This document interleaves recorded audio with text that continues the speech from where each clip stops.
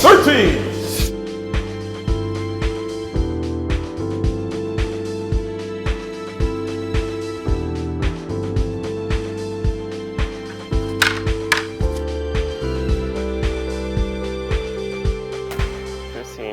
All right, let's turn this way and try some extensions. As a clinical exercise specialist, Right. Gary Want a Ma little more spends his exercise? days working with patients to help restore their lives after injury. At night, however, he heads down to Chinatown to put his knowledge of exercise and the human body towards another purpose. Practicing and passing on the kung fu he's learned from his Sifu, Tak Wah Eng.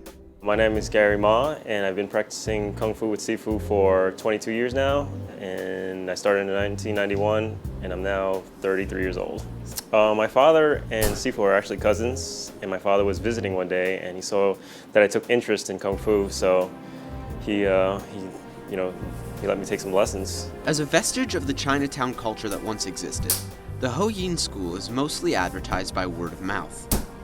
Family, friends, and relatives who know one another bring their children to study Kung Fu at the small, classically styled Kung Fu school.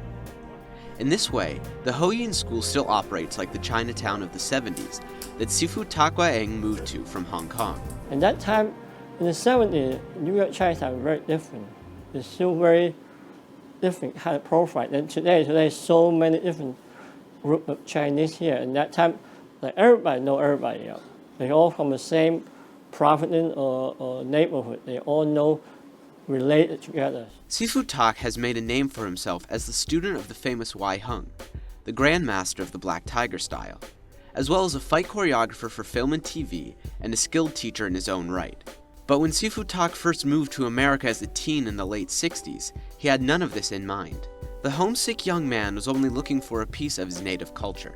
Master Hong is a very kind teacher, and that time we're learning a lot. Like we feel like we're back to old home in that area. We all like talk the same language and all that. In America, when you go out of Chinatown, you become totally non-Chinese no more. But we stay here, we're able to learn the same things. So. Sifu Tak became one of his teacher's top students, helping him spread the Fujiao Pai system and eventually moving out to teach on his own. But as Sifu Tak grew older and learned more, he began to change and develop in his own right. Well, in the old way, in martial art, it's called the way, like Tao, or philosophy, the way you do things. It's like it's all simple. So you learn the way how to do things different. In the beginning, we were like hard and whatever you think, oh, I'm a number one, I'm this. After you pass through a certain level, you understand what is a different way, how to make the ways different. So today, I'm making way much different. With all the knowledge and all the information I have, I change it to what I present to my students today. The way I am, I'm making my Kung Fu in another way to be more artful. In some others, school, they may be making like a hard form, they do like a competition, they want to win. Yes, everybody has a different way of presentation. But right now, I'm making things more grateful, for health, for philosophy, for living. So when you do your art, like you do yoga, you have a different benefit to it. You want to make in your life is more complete, without doing certain things, missing certain things, or hurting yourself. Even though Sifu Tak has allowed his Kung Fu to evolve, he still teaches as a means to pass on Chinese culture to those hungry for it. Just like he used to be. As Kung Fu moves further and further from its source in China, many fear it may become endangered. Working to maintain this cultural heritage keeps the teachers of the Yeen School teaching. Sifu's been doing this for such a long time. He didn't say he wanted to be like a lawyer or a doctor growing up. He said he wanted to be a Kung Fu master. And there's not a lot of money involved in doing that. So that's pretty inspiring. Trying to reach your goals and stick with your dreams. Even though there's not a lot of payoff. Yeah, there's not a lot of people doing that. nowadays. People grow up aspiring to be something else. Like I said, doctor, lawyer, musician, but. Not many people want to do this because there's not a lot of money involved with this, and But you do it for something else, for the beauty of the art, and to keep the tradition going, to pass it on to the next generation. Obviously, when you're a kid, you just learn about fighting. You just want to learn how to fight and, maybe beat people up. But after a while, it's not really about that anymore.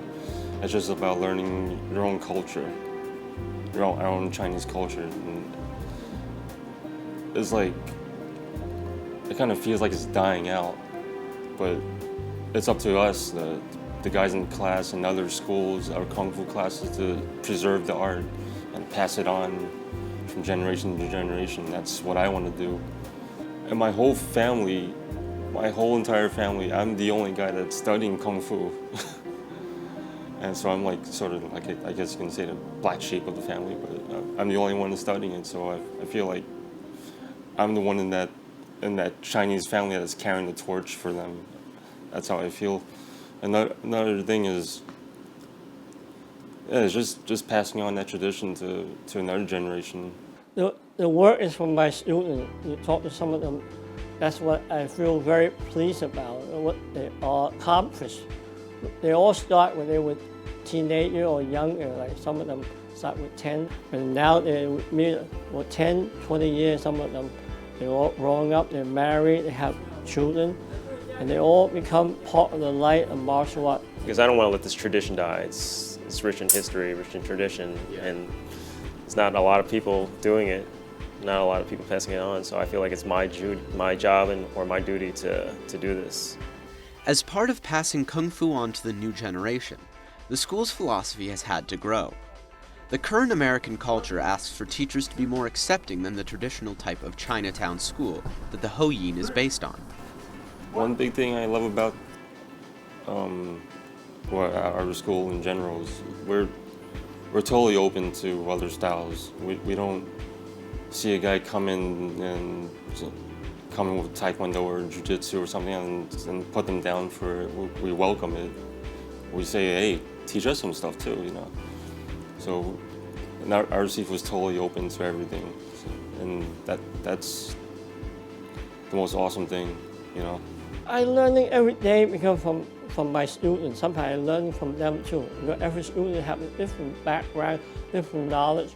So it's a lot of time if I'm making sure in project, if I fail, that's the time I'm learning. If I did something wrong. In the beginning, I would become nervous or angry and all that, but more I'm doing it, I start to understand that's a new way I should overcome and learn better and able to teach the student better. With the failure, is a success right behind you. Before, you would be very upset, you would be very sad, I didn't do good, whatever, but that's a wrong message. And learning from all the bad things I have done, I was using a better way to do it. Same with my artwork. From the disappointment, I want to become changing over to become a successful movement. Kung Fu is very much a fighting art, but Sifu Gary Ma stresses its ability to help with fights that aren't simply physical. That's the battle that I'm fighting, in my profession right now. I'm a health and fitness instructor, so that's what I deal with day to day. These are the things I see every day, people with back pain, people with neck pains, joint pains, all that. And we're trying to cure these people and treat them, and Kung Fu has been a part of that. Basically, like I said before, society dictates what Kung Fu is. Nowadays, people are dying from heart disease, diabetes, cancer, obesity, and basically it's an internal battle, which you could basically fight by doing your exercises, your forms, your Kung Fu, and hard work. Yeah. Well, Kung Fu literally means hard work, and that crosses over into my profession and in everybody's profession. I mean, once you come here and do your Kung Fu, practice hard, that stays with you for the rest of your life. I mean, in your workplace. I mean, you work hard, you inspire other people to work hard, and from there, you can get to where you want to get to by, working hard.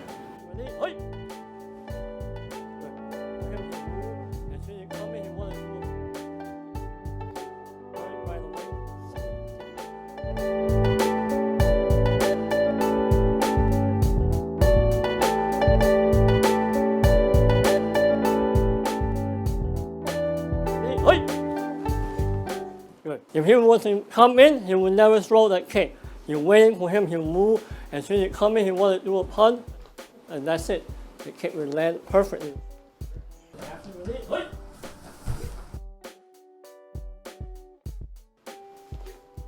Gary doing a side kick to stop the opponent coming closer to him. When you guys, and then the hook kick and take down for the opponent, right? Let's do that one more time, right? So when the opponent coming in, you use a side kick. The best thing is, right, stop the opponent and the hook kick right into the head and knock down. That's what the whole idea.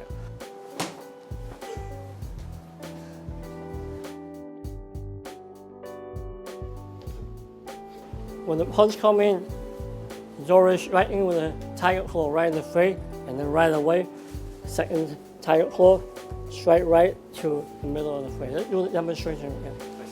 First strike. Right now, he already intercept the punch, striking him right in there, and then return right away, second takedown. Perfect. Good. That's it.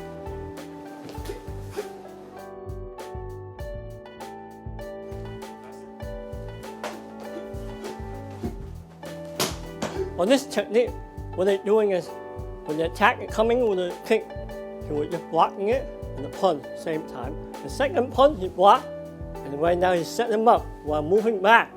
You're wide open, but when you turn, you trap him with your leg, take down and strike. When you're moving away, but actually, you come into your ring and you take him down.